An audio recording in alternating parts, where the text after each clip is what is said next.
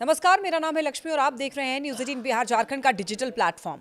देखिए, सरकार ने पान मसाला, गुटखा, सिगरेट और ऐसी हानिकारक चीज़ों पर एक नया एक्स्ट्रा टैक्स लगाने का फैसला किया है।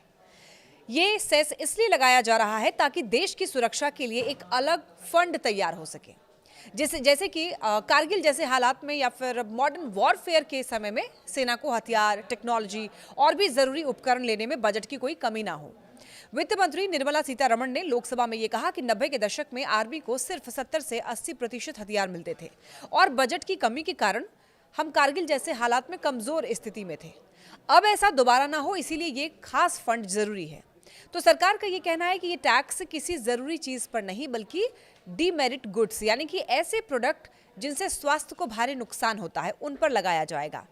इससे आम लोगों पर कोई अतिरिक्त बोझ नहीं पड़ेगा, बल्कि इससे मिलने वाला पैसा सिर्फ नेशनल सिक्योरिटी में ही खर्च किया जाएगा। साथ ही वित्त मंत्री ने बताया कि पान मसाला यूनिट्स पर पहले ही 40% जीएसटी लगता है। अब उसके ऊपर ये health plus national security cess भी जोड़ा जाएगा, जिससे ये प्रोडक्ट और महंगे हो जाएंगे। विपक्ष ने इसका विरोध किया, लेकिन सरकार का कहना है कि देश की सुरक्षा के लिए पैसे चाहिए और आम जनता पर बोझ डाले बिना ये पैसा जमा करने का तरीका सही है।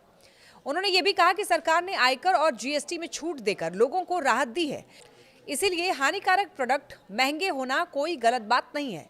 दूसरी तरफ स्वास्थ्य के आंकड़े भी यही कहते हैं। WHO के मुताबिक भारत में हर साल 10 लाख लोग सिगरेट की वजह से मर जाते हैं और अगर बाकी तंबाकू उत्पाद जोड़ लें तो ये संख्या 13.5 लाख तक पहुंच जाती है। यानी हर साल एक छोटा शहर तंबाकू से खत्म हो जाता है।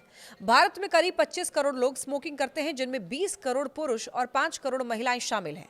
वैज्ञानिक शोध ये बताते हैं कि एक सिगरेट जिंदगी के 20 मिनट कम कर देती है और 10 साल तक रोज 10 सिगरेट पीने का मतलब है करीब 500 दिन की जिंदगी कम। Smoking cancer, heart attack, stroke और अस्थमा जैसे 10 से भी ज्यादा गंभीर बीमारियों का कारण है।